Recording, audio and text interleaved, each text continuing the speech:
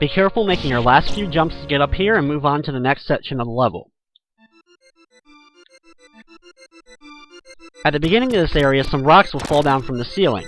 After that, some more bigger objects will fall down. These can actually hurt you.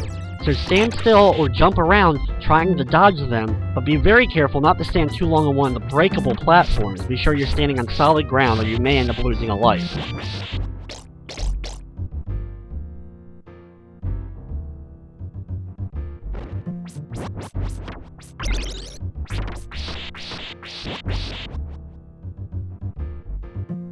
Be careful during this area because you're going to be seeing the fish enemies popping out of the water and trying to take you out with their water spit, which won't actually hurt you, but it immediately knocks you back very quickly and you'll fall off the platforms easily.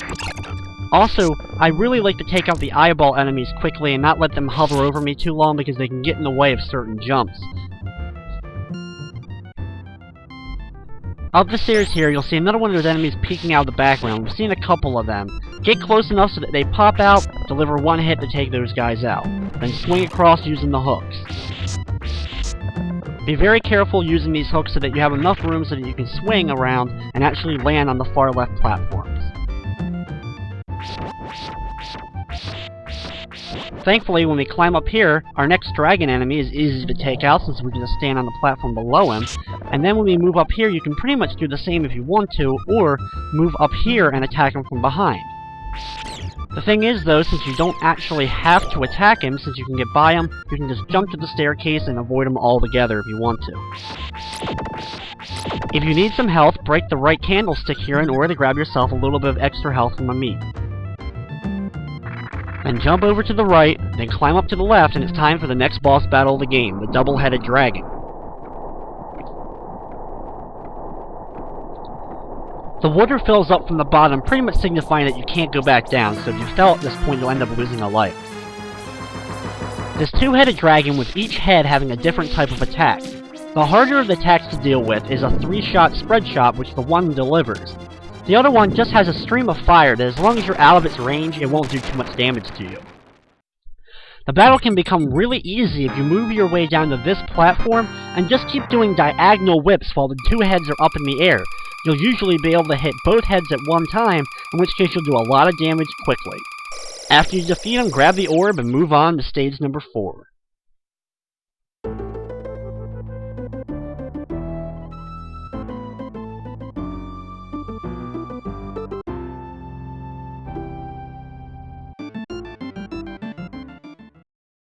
Stage 4 has us traveling up a large tower, and it's probably one of the cooler overall stages in the game.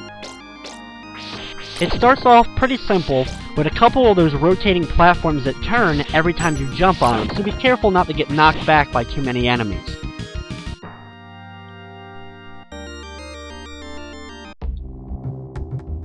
Take your time to jump between the platforms to get to the stairs in the upper right corner to go up. Here we have some more of those flipping platforms. Take out the skeletons and then quickly jump amongst the platforms, because if you linger for just half a second, you'll end up falling through. Up here, jump up to the top level, and then work your way over to the ladder on the left. This is a tricky jump as you have to jump forward, then immediately jump backwards in a different direction in order to get up here. It may take a time or two to get used to that type of jumping. Be careful here that that skeleton with the sword doesn't end up knocking you back into the pit. Here we have the first boss battle of the stage, this large skull. Use your crosses if you have them to throw them out, or just stand on the platform close to it and keep whipping with your full extended whip. His projectiles that come from the ceiling are the most annoying part of the battle, and since there's so many of them and they're spread across the top, these are probably going to hit you at least 1 or 2 times during the course of the battle. Climb up the stairs and then use your whip to hook onto the bat ring. Stay swinging on it, but don't swing too far down that you're going to end up missing the platform to the left. As you can see, the room will rotate, and as it rotates we can end up landing on this other platform which will now be below us. Once the room stops spinning, get down and fight some Medusa heads. If you stand still and just move left or right very slightly and swing the whip, you should have no problem taking them all out as they fly at you.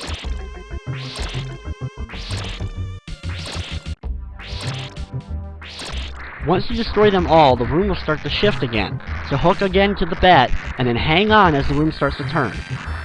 Be careful not to hang too far down here because you can hit the spikes below if you have a full extended whip. Also be careful that you don't swing back and forth at this point because you also may hit the top of the spikes. A platform will form to the left of you and come towards you. Swing back and forth just enough so that you can land on the left platform to continue on the stage. In the next stage, we have a really cool and rotating background, which can get a little bit dizzying, especially the first time you're playing this. But it really, once again, showcases how great this game is graphically. As long as your eyes don't play any tricks on you while doing this, it really is a pretty easy area to get by regardless. There's also a meat that you can get halfway through, as you can see that I grabbed on my way from one of the candles.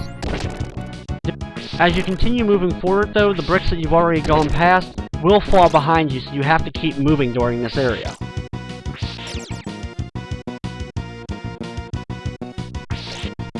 This area is the final area of the stage, and it's probably the most tricky to deal with because there's a lot of bricks moving upwards, and you have to find the right opportunities to move through them or you'll end up getting squashed.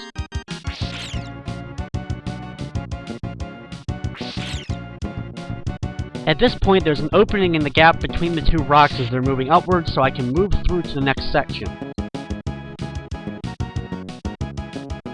Normally, if I hurry too fast though, I end up missing my opportunity to make it to the right there. The good news is though, the level will scroll back around and get back to the beginning if you don't actually move forward. This will give me another opportunity here now to move over to the right once the opening gets there, so I can continue on in the stage.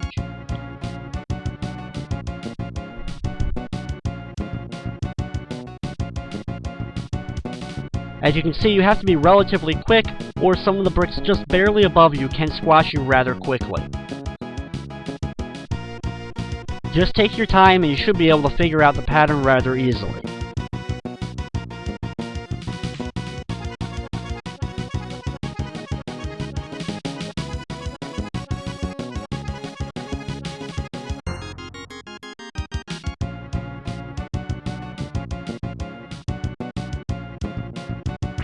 Once we're finally through that area, we now have some spikes coming down that will be instant kills if they hit us. So move quickly through them and watch out as they fall down so you don't get hit. Then, on the next area, you have to move really fast over the next set of rocks as they move very fast up towards the spiked ceiling. After that, we have a few more staircases before we get to the boss of the stage.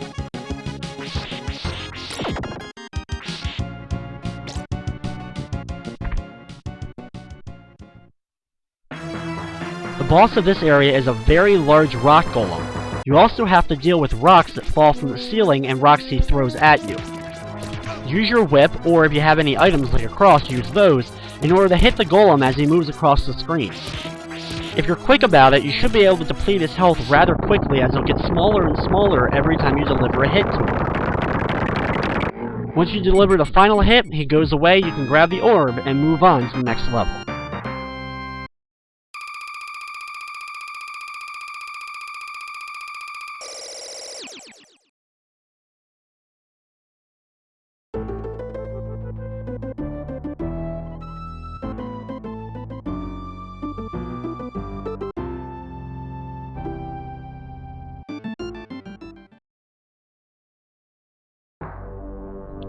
Stage number 5 is actually the final stage before we actually get inside Castlevania itself. It starts off with these large bird-type enemies that drop the little imp enemies down to the ground. The imps are pretty much the equivalent in this game to the hunchbacks that we've seen in previous Castlevania games. Over here you actually have to jump up to the left, as the right leads to a dead end and a large pit.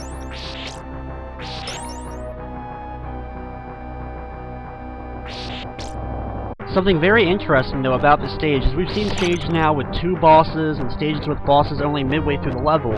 This is actually the first and only stage in the game that actually doesn't even have a boss battle.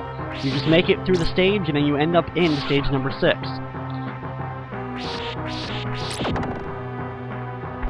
As you probably have already guessed it, the most annoying part about this whole level is definitely the flying birds that drop the imps. If you can get the jump on them ahead of time and take them out before they're able to drop the imp, is a big advantage to you. In the second area of the stage, we have some more skeletons to deal with now with whips that can have a pretty good hit distance from them, as well as these weird vines growing in the background that come over to the forefront of the screen and take up space. While interesting, I've never really quite understood exactly what they were meant to be.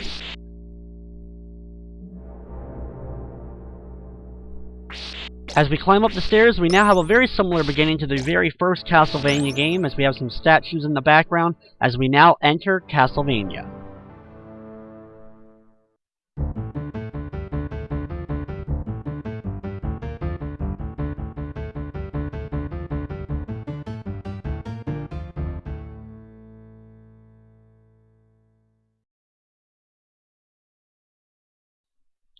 Stage number 6 is the beginning of Castlevania, as we start in the opening hall with some zombie ghost-like enemies that attack us that keep spawning over and over and only take one hit to kill, as well as we have some bat enemies and some dog enemies. When you see the dog running towards you, just duck down real quickly and take him out with one quick hit of the whip. Not far into the level, we start to see axe armors for the first time. These enemies can be a little bit troublesome as they move back and forth away from you usually, and they like to throw axes out either straight at you or down at your feet. Whatever way they throw it at you, you can take out the axe with just a simple whip shot, and if they fire it straight at you and you're on the same platform, they can be pretty simple to take out as long as you just keep whipping. Up here we have this weird cool area of the stage where we have these very large chandeliers that swing back and forth that you can jump on to make it over to the next platforms. Just be very careful with your jumps here, as momentum makes a big difference that it'll allow you to get to the farther platforms of the chandelier and eventually to the next safe platform.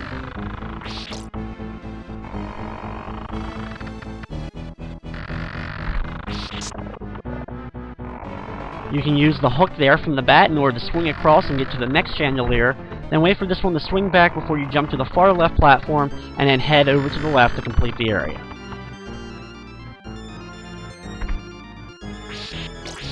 In this area we have some much smaller chandeliers, and they fall down from the ceiling and break blocks below. You can see with a nice cool break effect in the block that it hits. Right here though, you can break a brick and head down through the second secret area of the game. This is definitely a really cool area to deal with. Down here has one of my favorite enemies as well. There's a ghost and a dog. When you take out the dog, the ghost will actually walk over and mourn, crying, next to its dog before eventually both of them fade away. It's interesting and always questioned why that was put into the game, but it's such a really cool effect that it ends up being one of my favorite moments in the game. To the left, take out the female ghosts as they come towards you, then start dealing with the ectoplasms. These are really annoying enemies, and I highly recommend taking them out as soon as you possibly can, as they will follow you all along the screen till eventually you take them out.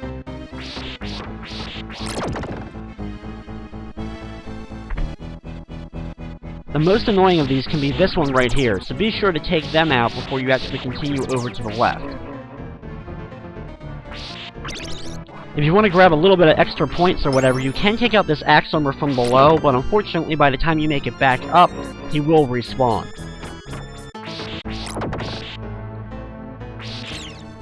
Be careful of the bats over to the left, as two of them come down from the ceiling, taking out at least one of them with a diagonal shot from the whip, and then jump up where you'll have to fight that axe armor again.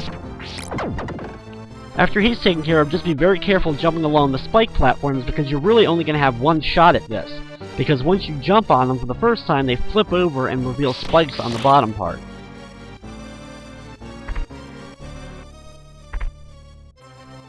Here, be very careful, move quickly along the platforms before they break below you, and use one of your items, or when you get to the far right, be very careful as a skeleton will be waiting for you on the next platform.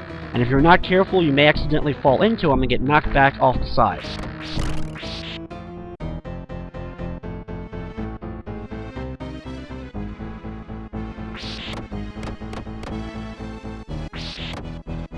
The next room of the stage is really easy to deal with, as it's just skeletons. There are a few red skeletons for the first time that after you hit them twice they fall apart, and then a couple seconds later they reform and continue walking around the room.